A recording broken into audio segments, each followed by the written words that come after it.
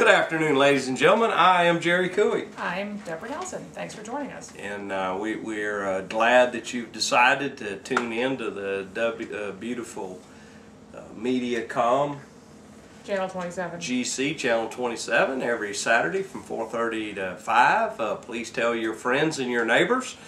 And certainly you can take a look at the YouTube and where we have all the shows are right there on YouTube, so anytime you have 30 minutes you can watch some of the previous shows. And we apologize for being on hiatus for the last 2 weeks. Well, and mainly me, folks. This is a 10-year pollen outbreak, and I just, it has been horrible.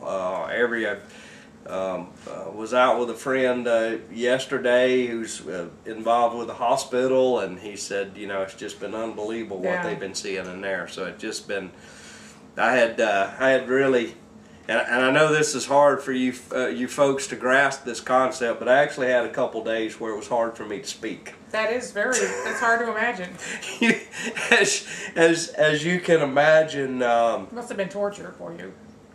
It was. Mrs. Cooey said it was sweet bliss. That was good for her, though. Yeah, she enjoyed it, but it was tough on me. Well, folks, I want to start this out. We have congratulations to put out.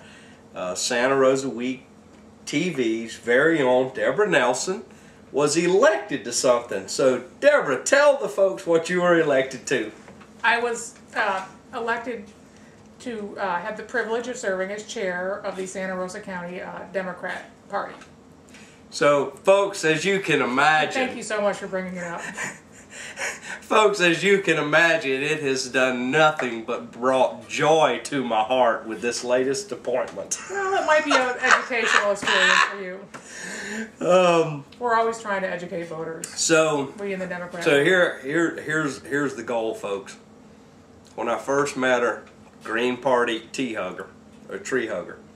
Now we've moved her to the Democrats, and if you'll give me another year or so with your help, I think I can have her into the Republican Party. No, I don't think you quite understand. I'll be moving the Democrats to the left is the goal.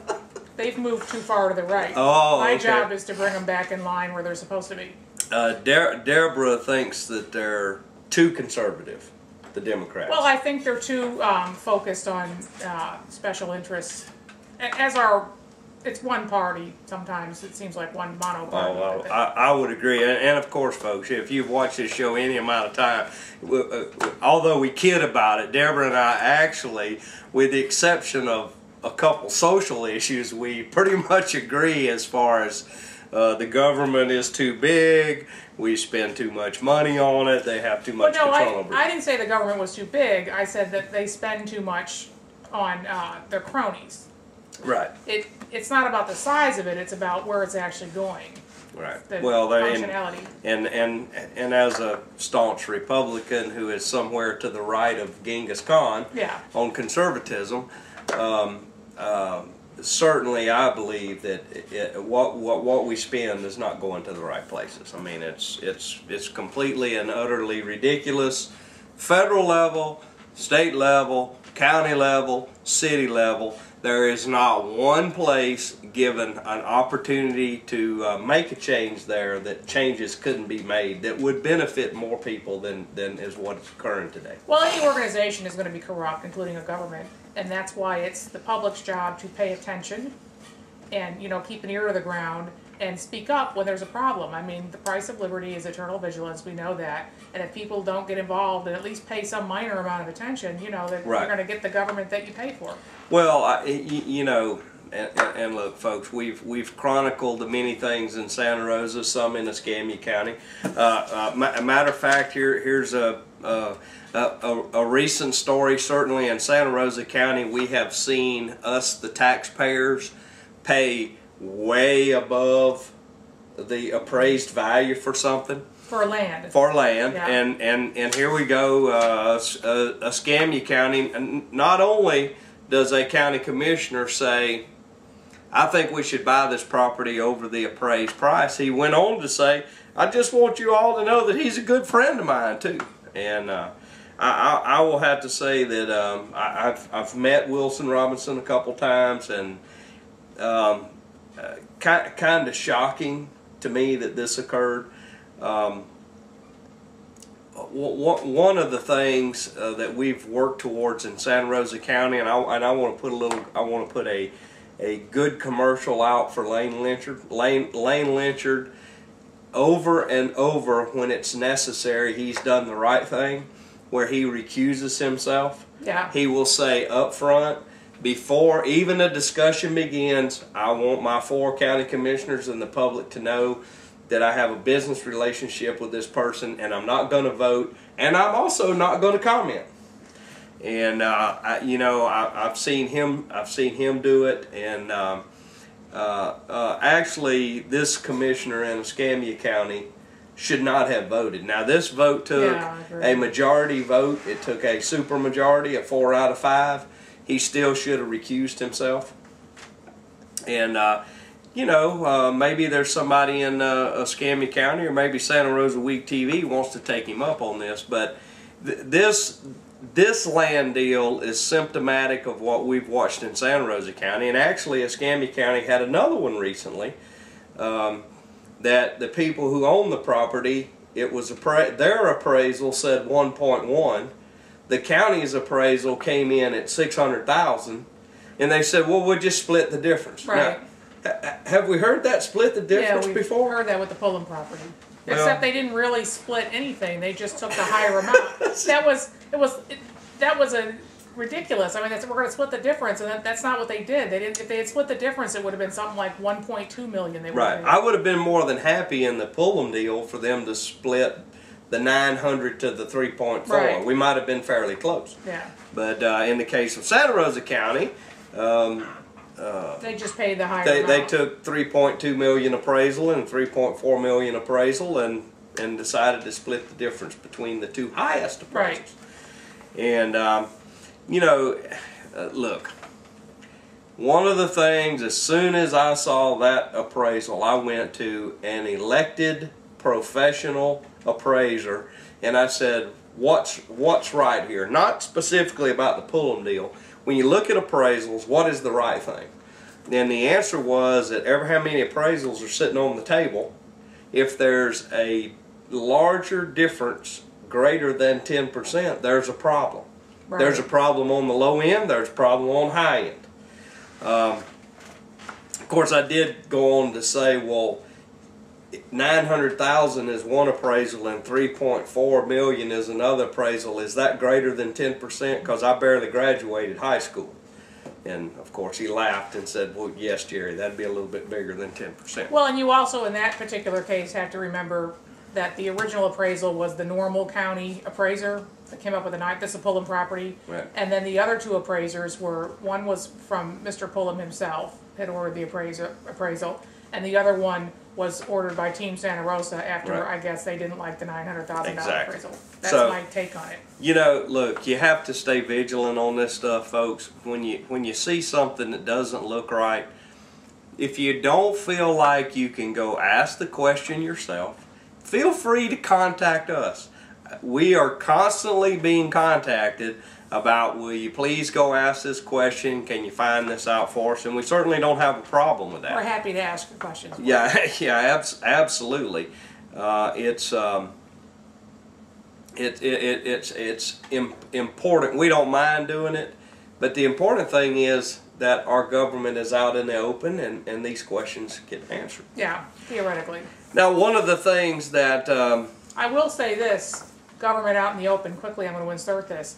There is a group of citizens in the Pace area who wanted a public hearing on the upcoming permit renewal for Timinco Company out there.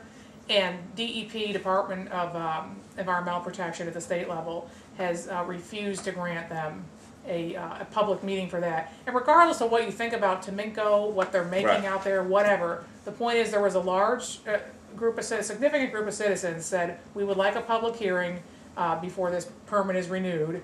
And they said, well, we don't think that you have a good enough argument, basically, good enough reason to ask for it, so we're not going to. Well, look, folks. And here's the thing: A public hearing would have forced the company to show up, and they would have had to have answered questions in public on the record. What they've now done is DEP is going to hold a private little meeting for some of us downtown in their offices. And my understanding is the company's not going to go, not going to attend that meeting. Right. But the point is, it won't be on the record. You know, it won't be filmed. It won't be, you know, broadcast on the county broadcast system. It's not going to be on the record. And so, and this is, you know, this is supposed to be DEP's job is to address citizen concerns like this. And they deliberately said, sorry, you know, we don't want you to ask any questions. Look, and there's certainly problems across the board. Every day, folks, and the legislative session this year was one of the worst in taking away the citizens' rights to see things. Now, I'm going to take one specific that I'm going to talk about in this legislative session. They said, well, the citizens, it shouldn't be made for public broadcast of videotape from a police cruiser camera or things where someone died. Right. Well, you know, I think most people, myself included, would say, well, maybe we shouldn't put it on YouTube. You know, I understand a family's feelings and all that kind of stuff. But folks, I'll also remind you that, for example, a young man was at a youth camp and he died. And an autopsy was done, and they said, well, he died from the effects of sickle cell anemia. Ridiculous. And the family continued to push and press, and word got out. And you know, this. Well, then they came up with another reason. Well, folks, eventually, the video camera that was overseeing this camp where these kids were being and look, understand these were kids that needed some additional care. Right. They needed some guidance. Right. But what the videotape showed was that 5 or 6 guards stomped this kid to death. Yeah. I mean, they just stomped him, kneed him, elbowed him, had him down on the ground. This is, I don't know, about a 14-year-old, I think, and a bunch of Martin Lee Anderson. Yeah, Martin Lee Anderson, a bunch of kids around him. So, if you take the video, if you allow that video exemption, we would have never found that out. That's right. Should there be a bad occurrence involving the police or whatever, more than a couple people need to see that videotape. And every day in our state, folks, and we are the model of open government for the entire United States of America, potentially the world. Every day you have folks that are working against that, and it's about checks and balances. That's right. That's right. And you just, as Deborah said, you have to stay vigilant over that. Now, one of the things that just occurred, which I think is very important, went to a county commission meeting recently. Happened to notice the first item that was on there was kind of interesting, but I did not realize that Rebuild Northwest Florida was going to represent that one. Now, folks, this is where paying attention comes into play. Now, Deborah and I, and we'll do it as quickly as we can, but after Hurricane Ivan, a group of people came together and they named themselves Rebuild Northwest Florida.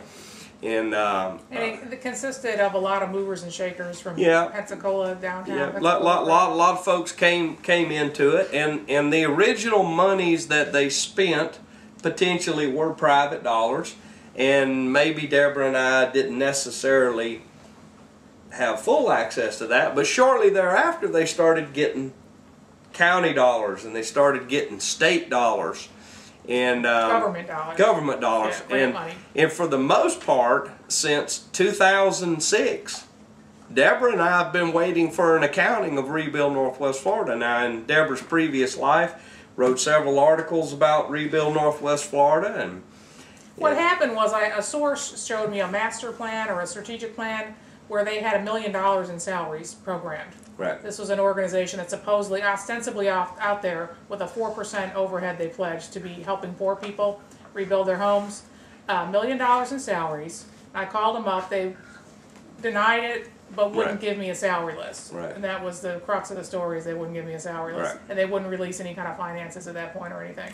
And folks, look, this organization, whether good or bad, and you see, I don't know if they're good or bad or not, because they've never shown anybody their books. But since that time, they've received about $10 million from the state.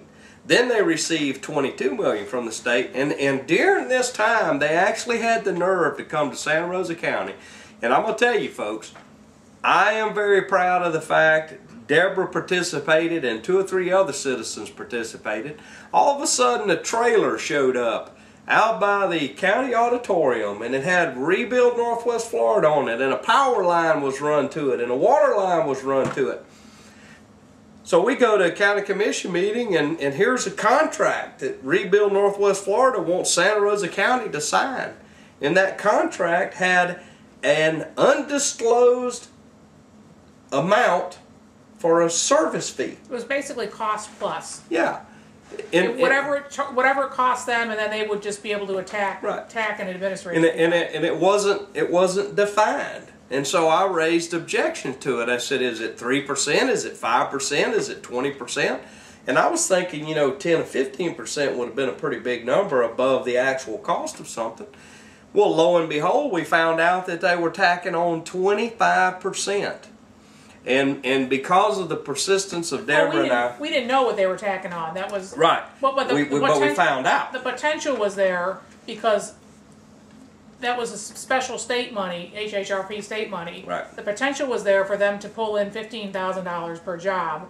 So a job that could have cost them $2,000, they could have tacked, a $13,000. Well, we don't know if they would or not. But potentially they could have. Actually, a source of information to me said they were holding the receipt in their hand of a $10,000 job. Yes. And it was billed out to the agency that was handing out the money. It was billed out to them at $12,500.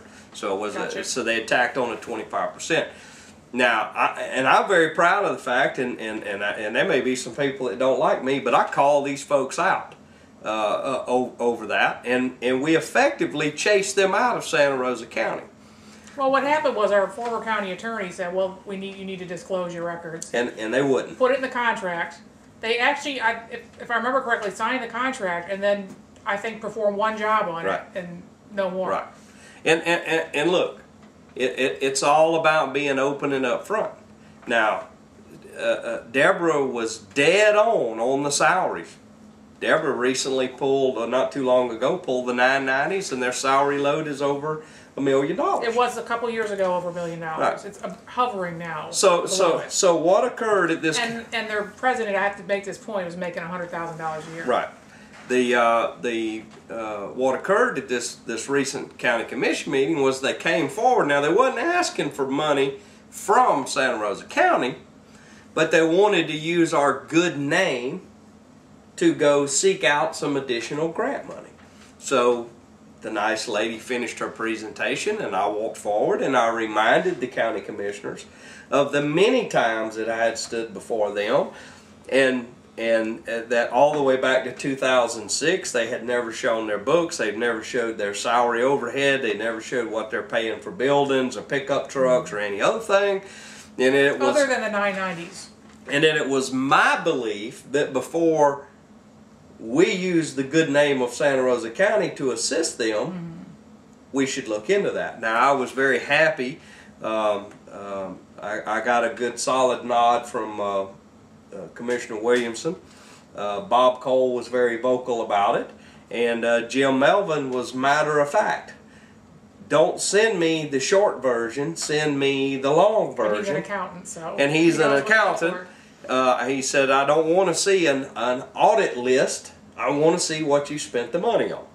Now, at this point in time, I have to put it in the hands of the county commissioners, but a commissioner that we used to have by the name of Buckley used to say something that I used to find humorous but true. He said he could count to 3. Well, I can count to 3, and 3 out of 5 commissioners believe that Rebuild Northwest Florida should show us their books. I expect that they will show their books, and it actually started out. Well, we'll be more than happy to show you last year's books. At which time I went back forward and I said, commissioners, what I'm telling you is they've never accounted for the $10 million, they've never accounted for the $22 million. There's not been an accounting of their overhead. Let me assure you it is very large. And that's where Commissioner Melvin pressed again. That information needs to go to Hunter Walker, the county attorney, and I will be reviewing that. So hopefully, look, folks, fair is fair. If you're out there doing good for the people, I want you to keep doing good for the people. But if you have, for example, the president of your organization who is a lawyer, who is a very large business owner, making plenty of money, who owns real estate holdings all over a 2-county area, and this individual's making $75,000 to $100,000 a year, I have a problem with that. Yeah. I think if we're going to help poor folks, then it should go to poor folks. And we shouldn't be taking a surcharge, and we shouldn't be in big expensive buildings, and we shouldn't own a lot of things. Yeah. I don't mind them having a reasonable overhead, and folks, look, I'll tell you, let me define, if your heart is in the right place, a reasonable overhead's about 5 to maybe 8% is reasonable. If you're taking more than that, here's my humble opinion. You're just opening up a sack and stealing money from people that deserve it when your overhead gets that big. I'm sorry. I don't believe your heart's in the right place when it takes an elite board of directors and $1 million worth of salary to go do grandma's roof overhang and to put shutters over somebody's window. Right. All right.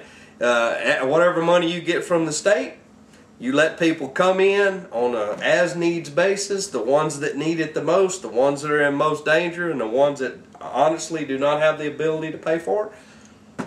You go out there and you take care of it. Well, they need to be very clear about their contracting process. Are they bidding everything out? Or they have 1 or 2 contractors that are getting jobs, or what are they paying them? Right. In this economy, I mean, how much are they paying these people? Where's the money going? Well, it's just, and folks, if you've watched us any amount of time, open your books, let the public see your books, let the public understand what you're doing, and the public will decide whether or not you ought to be operating. Now, when they open their books up, my belief is that when the general public sees that they're spending $1 million a year on salaries through infinity, and every year they have to go out and find additional money, but all of those salaries stay the same, I have a feeling that the general public's not going to be too happy about it. Well, let's say if the public sees that. Right. We haven't seen the books yet. And if the public does see that, the public is probably going to pick up a telephone and it's going to call a state rep or a state senator and say, this is ridiculous. There are other venues, for example, United Way. For example, there are several organizations that have been in operation for many years that are credible, that have open books. Yeah. I will guarantee you that I can walk down to the United Way of Santa Rosa County and say I need to see your books, what's your salary outgo. I guarantee you I can look at it. Well, that's what happened originally right after Ivan, is Channel 3 went to United Way, remember? And said, well, Rebuild said we can't see their books. Can we see your books? And United Way had them like within an hour. They had all their books available. Right. And that's only fair. Yeah. Folks, it's your tax dollars. Any way you cut it, whether it's collected on a sales tax or whether it's collected on a fee or whatever, this money that's floating through help organizations, it's still your tax dollars.